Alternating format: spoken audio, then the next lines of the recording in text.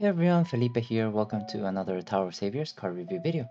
In this video, I'll be taking a look at the newly power released jackpot card from the Monster Strike series, the Lightbringer Lucifer. This is going to be a card that comes from Underworld Rebel Lucy, which is a card that was released way long ago, and it is really cool that we're finally seeing a power release version of a collaboration card. This means that previous collaborations may make a comeback and have more power release, and we might be able to see them back in the meta in the game again after so many years. So in this video, I'll be taking a look at Lucy, or now Lucifer, and letting you know my thoughts about her skill and about the adjustments they have made to her active skills as well as her leader skills. So if you didn't know, or if you're new to the game, this is what the card used to look like. Underworld Rebel Lucy used to be a sort of Heart Babylon playstyle. You would dissolve a column of 4 runestones and you would get a one single heart rune in each column, and this way you would play just as you would play the Babylonian gods. However, with the power release that they gave her, the leader skill got changed, and now you get a heart rune or enchanted heart rune drop for every group of runestones dissolved. This is going to change her playstyle because now you don't have to focus on columns, and now you can just dissolve as you would normally do, and you will still get your guaranteed sky drop. My opinion, I do think this is going to make her a little bit easier to play, especially because she didn't come with those team skills that ignore burning and sticky runestones like Babylon's did. So being able to just dissolve normally is going to be pretty nice and get that leader skill and damage output out. She has gotten some adjustments. If you look at her, leader skill, it used to be a team attack of 2.5. Now we have a team attack of times 7, which is going to be a little bit more suitable for the current meta in the game. HP and recovery, always good to have, especially for elves, which have really low HP. This is going to increase your survivability. Then Monster Strike members and Elf members get an additional 2.5 attack bonus, which is going to be pretty nice. By dissolving 2 or more types of runestones, another times 2 attack, which is going to be a really easy condition to hit as well. So this is basically a guaranteed times 2 team attack bonus for her. For the fourth effect is what I just talked about, that for every group of runestones dissolved in the first batch, you get 1 enchanted runestone. If you're running dual leader and ally, this is going to be 2 enchanted runestones, and they will all drop in the same or adjacent, so you will be able to dissolve it no problem. So for example, if you do a 6 combo, that is going to be 12 enchanted heart runes, and that's going to be a pretty good chunk of damage. Um, Fifth one is going to be extending runestone movement time regardlessly by 3 seconds, which is going to also make it easier for you to spin and get more combos in the first batch and benefit from that sky drop as well. So as you can see, the leader skill has changed a lot. This card used to be really good back in the day, but now it is up to par with the current cards in the game. Uh, can we not believe that we've gone from team attack times 2.5 to a team attack times 7? But that's the nature of power creep. But I am glad that we get a power release and also being able to see this card come back to the meta. Now let's take a look at the team skills. The team skills are going to be severely different as well. Back in the day, her team skill was very simple. It was just runestone possession effects, and also yeah, team attack increases, things like that. Nothing too broken, something very simple right here. Um, so being able to get more team skills is also a reason why it is up in the meta again. So for the condition being same leader and ally, you get that when the team has only Monster Strike members or elves, her runestones have runestone possession effect, same thing as before, but this time you also get a 40,000 protective shield, and this shield will refresh every time you enter the next wave, which means that it's going to be a really tanky team because you do refresh your shield every time you enter or encounter a new enemy. Burning will be nullified, really good skill. Uh, a little bit situational depending on the enemies, but being able to ignore burning is going to um, save your runs more often than not, because burning can easily kill a good team because you accidentally miss your diagonal spin or the board gets too burnt. That can kill you very often. So being able to ignore it is going to be a really nice bonus as well. If a burned position is touched, you get an additional 1.5 attack damage. Just a bonus, nothing too broken. Damage will be dealt regardless of defense. This is also really good. Being able to break defense without having to activate any skills, really good as well to kill certain enemies and counter certain enemy skills as well. For example, Petrified Runes. Petrified Runes increase the enemy's attack by 1,000 times or exponentially. So being able to ignore defense makes you easier, or makes it very trivial to deal with Petrified Runes as well. By triggering a character runestones, that member enters a hyper state. This is a great way um, to boost your damage by dissolving character runes. A little bit situational as well, because character runes are not something I use a lot, but I can see a use for this. If you activate it every round, you can get a different character to have um, a hyper state, which is a 2 times attack bonus. And if they have self attack increase in active skills, this can also be really good to prepare them for a boss battle or a high HP enemy. Additionally, when there are more than 4 Monster Strike members in the team, um, if you dissolve a character runestones and it ends in the column of Lucifer, you will turn that column into enchanted or into dark elf runestones, which also helps you with spinning, makes it a little bit easier to spin the board and things like that, if you have a guaranteed column or location that's fixed. Then we have the Monster Strike special, which is going to be if the craft apparatus will be charged after entering the stage, and Monster Strike members get a 1.5 attack bonus. If you are running a Jasper of Sprinting craft, which is the Monster Strike collaboration craft, which has the same Monster Strike collaboration or gameplay, but in Tower of Saviors.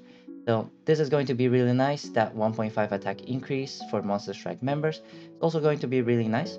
But if you're running a mono elf team, which you might, because Lucifer is going to be a pretty good elf leader in my opinion, then you might not benefit from that.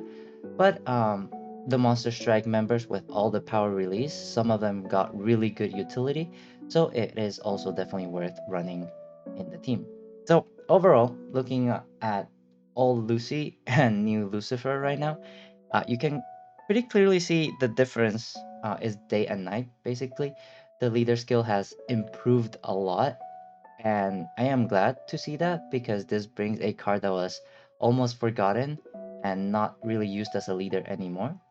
And bringing it back to the gameplay, and it makes it really interesting to play as well, especially for stages nowadays that get more and more complicated. So as a leader, I do think she is going to be a really good leader.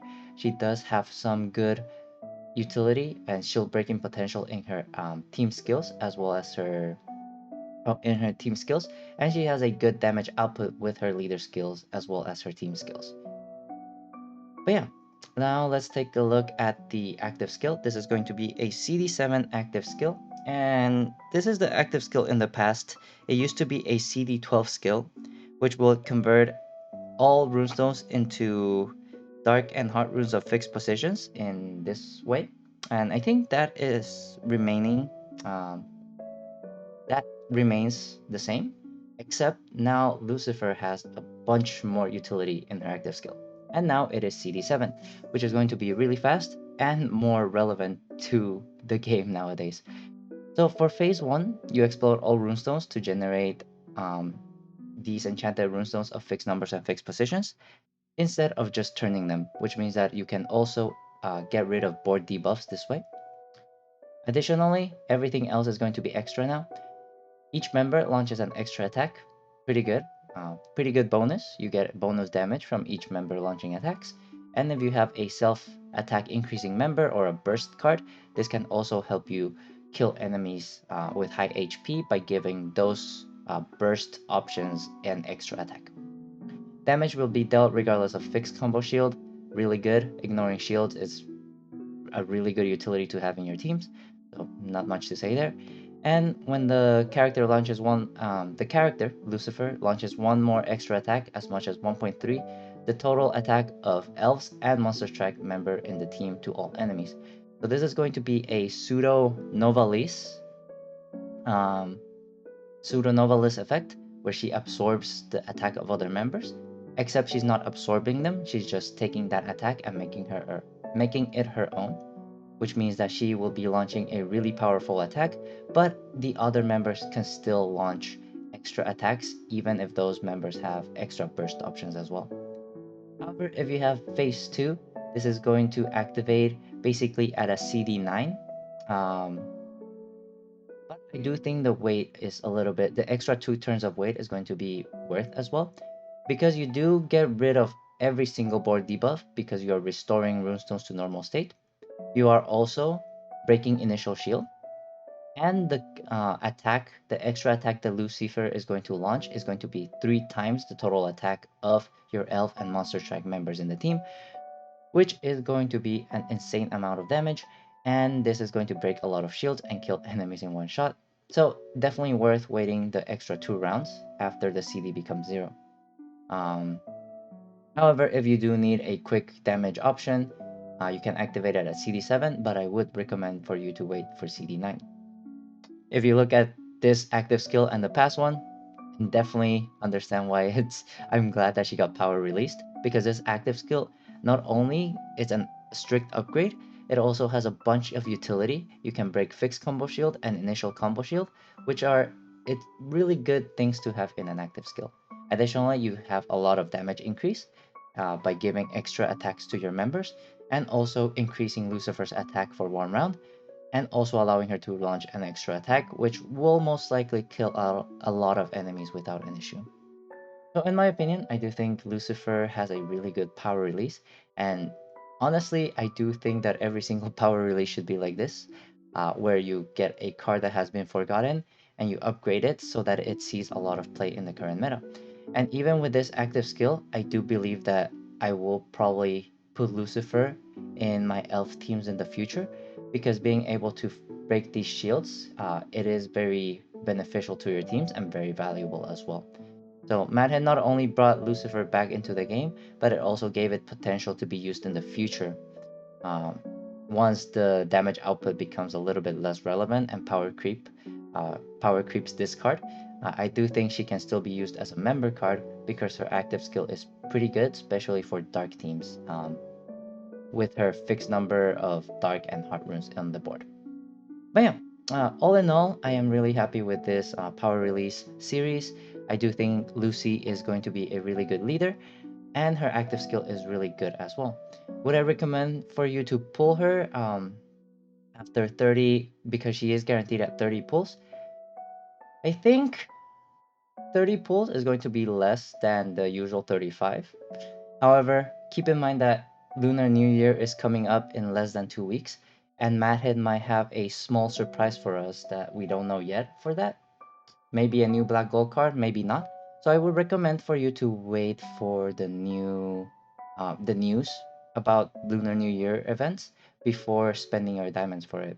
Who knows, you might need those diamonds for that new black gold card or new series that they might be introducing. But for now, I do think she is a good card. She is worth getting. Uh, if oops, if Even if you get this card, I don't think you will regret it. But if you skip it and wait for the black gold card, you might also not regret it as well. So do whatever you're happy with and whatever your wallet is happy with. Um, and yeah, that's all I wanted to say about this card. Definitely a nice power release. I really wish that every single power release were like this. Some of the power release series are not as well upgraded, but I do think this one is really well made. But yeah, that's all I had to say about this card. Please let me know in the comments if I said anything wrong or if I missed anything about this card. As always, stay tuned on my YouTube channel for more Tower of Saviors content. But for now, stay safe, stay healthy, and I will see you next time. Bye, everyone.